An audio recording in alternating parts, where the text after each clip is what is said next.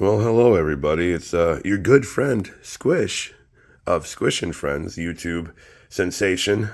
Finally recovered from what seemed to be forever longing bronchitis, some laryngitis, a stomach flu, just a number of things. Live from the garage here. We know of two places I like to record. One being the garage, the other one being the Wood Panel Mafia Studios, which is also downstairs of this humble abode.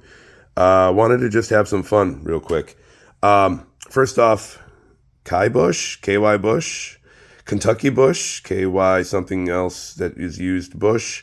The names are getting ridiculous is what I'm getting at. And yes, I'm immature and I'm giggling. This is out of 23 Prizm, which is a letdown, a big letdown product-wise. We've got, another player here that I've never heard of. It's Judd Fabian for Baltimore. The information that they give, but those plans fell through when the University of Florida star decided to return to Gainesville. That was a boon for Baltimore. A boon for Baltimore. Judd Fabian was a boon for Baltimore. Goofy names, he's a legend. Moose, Scowron, spotted playing semi-pro ball. He was invited to hit a few balls in front of New York. Scouts in Chicago. I took 5 cuts, put a couple into the second deck. I guess maybe that's why they signed me. Wow. Thank you, Panini. You have definitely given me an insight. Yiddy Cappy?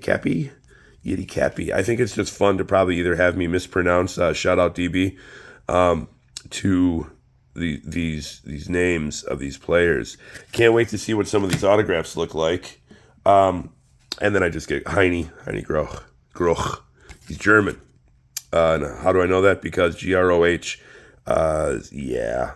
So those were out of the 23 Prizm. Just a little something to giggle about. But, oh yeah, you like those wrenches? I found a huge 18-inch adjustable. And then my Molly Whopper pipe wrench. So last year, out of Score, pulled 2 cards. Now, yeah, we got 2. I think there are 2 rookie cards here. Let's see. Both for the Ravens. You can see these will be going out to CW, by the way. Shout out Cardwolf. Tyler Linderbaum. Now, center or coach? Let's see here. Draft experts dig in on prospects, examining all aspects of their play. In Linderbaum, it's all good. ESPN's Mel Kiper Jr. said of the All-American. He can do everything and excels as a puller to either side. He's a fantastic run blocker. Hey, Tyler, first of all, that's a pretty nice, New Era jumper. They sponsor you. No other Ravens gear on whatsoever. And the C, yeah, he's a center, or he could have been a coach. It's the first thing I talked to the ex-partner about when I pulled that card. This one I love. Hey, you guys want to see my rookie card? I'm wearing a boot. At least he's got the Ravens jersey on. David Ojabo, linebacker. Now, he looks like a player. Doesn't look like a coach like Tyler. Come on. I kind of rant a little bit about the cards. There was that autograph, the testicle autograph that we all know and love. That is a beautiful thing. And then the horrible autographs that the other players give. Scribbles, 2 letters, consonants, whatever. But here's kind of a sad story. Here's Johnathan Franklin. I think he played 1 or 2 years with Green Bay. He is now retired. Not because he wanted to. Unfortunately, he was a victim of the neck injuries, of a neck injury. And he was paralyzed or almost paralyzed. I can only imagine how scary that's got to be. But yeah, he had only played 1 or 2 years with Green Bay. And then, unfortunately, in a press conference shortly after, he talked about having to retire. And now this is out of 2013 Score, when Panini was just, these packs were probably $1.50, $2, because you couldn't pull anything. You couldn't pull any memorabilia, autographs, nothing. This is hot rookies. It's the closest you got to a decent insert. But I figured just kind of to remember players that I mean, could have given, he changed his life forever playing a sport he loved. Sounds like a memorial. But, I mean, it's something you guys may not know. But I hope you guys know about this guy. Paxico Burress. Not a goofball, but a letdown. Not because of his on-field play. He was a good Giants player. He played many years with the Giants, well, a couple years with the Giants, and we'll tell you why it wasn't a longer career. But I believe he's got 2 Super Bowl rings, 1 or 2 Super Bowl rings. But in 2008, Paxico was out at the club having a good, just at the time of his life. So much fun that he ended up having a self-inflicted gunshot wound to his leg. Now you're like, wait, DJ, self-inflicted? Why would he have a gun at a nightclub? I don't know, ask Ja Morant. But at least Ja didn't shoot himself in the leg. Paxico did.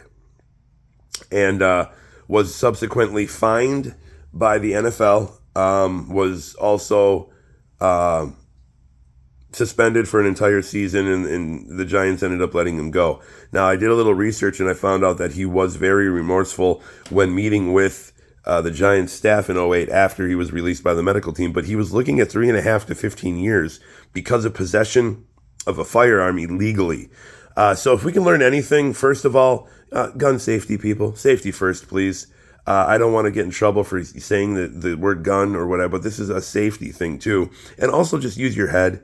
What are you doing? If you're going out for the night, and I work at a church, quote unquote, but no, don't bring your Johnny Cash, don't bring your guns to town, okay? Don't bring them. Keep them at home or in your car or wherever you can legally keep them. But he didn't. He ended up, I think, getting fined out and having to serve some time. You can double check that stuff, but this was just ridiculous. I remember reading about it when it first happened. 2008, you shot yourself in the leg. Well, so off-field antics to on-field. This one is something I've always wanted to talk about. Bill Romanowski, Romo, dubbed, you can see here, hands to the face, probably. He was accused of being a racist. He was accused of being a number of things. Also quoted as, he didn't quote it, his peers dubbed him the dirtiest player in the NFL. I can tell you that he has racked up fines galore. Cam Newton accused him of being a racist because in a tweet, I believe it was, or something, after the Pro Bowl or after the Super Bowl that the Panthers lost, when Cam Newton had his little toddler short press conference afterwards. But Bill Romanowski is referred to him as, quote unquote, a boy or boy. And obviously that's not something you want to say to another adult, especially an African-American adult. But anyway, I mean, that is not something I would ever say to another, man, unless I was looking for a fight. And, or you act, listen here, boy, like that just sounds horrible. And he was somebody that did that. He spit in the face of his wide receiver, JJ, at one time. He ended the career of one of his teammates in a practice. He crushed the guy's eye socket. In turn, the guy was suing him for $3.4 or $4.3 million because it ended his career. He got awarded $340,000. But Romanowski had done some pretty messed up things. You can definitely Wikipedia Bill, and you can see everything that he's been accused of, fined. I think one year he was total fined $412,000. I mean, we're talking head-to-head shots, cheap shots, spitting on people, ripping Eddie George's helmet off. The guy was roid raged out, and that's what it was accused, or, what happened in the practice where he crushed the guy's eye socket. Oh, he was having roid rage. Yeah. Roid rage, I'd say that's the tip of the iceberg. But constantly, hands to the face. Cleaning guys' hands, that was a big thing. That sucks. That hurts. Ndamukong Suh would be his replacement. Stepping on people, spitting on people, cheap shots, late hits. Vontaze Burfict for the Bengals is another one that could be a good accusation. He was the one that laid the hit out on Juju Smith-Schuster No, I'm sorry, Antonio Brown. That is kind of the, I guess, accusation. That's what happened with Antonio's after the perfect hit. Not perfect, perfect hit. Antonio Brown was never the same. And it was a cheap shot. It was a horrible hit. And then later on, Juju Smith-Schuster was the one that got the revenge on Perfect and blindsided. It was a peel-back block that sent him into the fourth dimension. Man, that was a hit. You can see my house slippers side. I just wanted to kind of have some fun, maybe share some knowledge, giggle a little bit with these 23 Prisms. I'm very disappointed in this product. I was talking to Phil from I Love Baseball Cards about 23 Prism, and it is a joke. I mean, you lost the rights to the players of the current ones. Oh, that card's done now. Look at that. It fell on the ground. Sorry, Kai, Bush. And it was the Prism, too. It was a little Prism. Yeah, but all prospects, legends. The legend cards were cool, but in a blaster, all you're getting is that blue cracked ice, one green.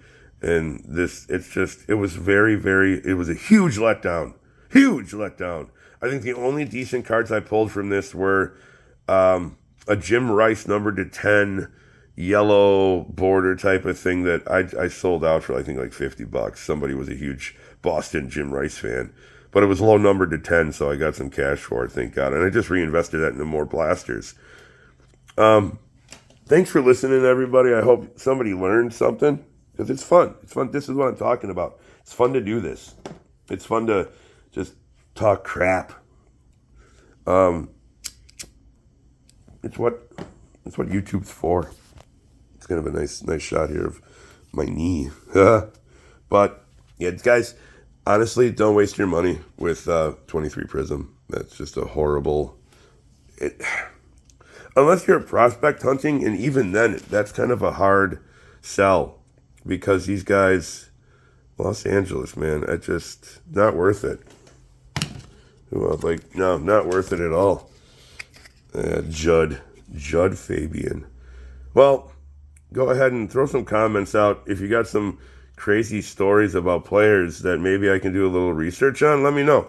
I'm more than happy to, like Ray Lewis being what was he? He was he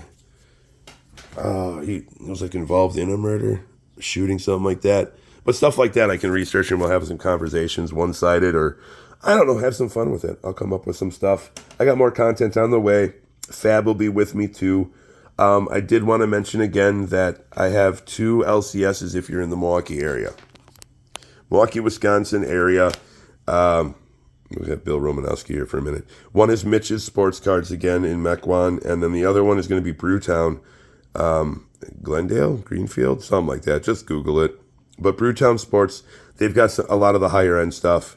Yeah, they're into breaking now on the Loop and Fanatics Live, and they did whatnot.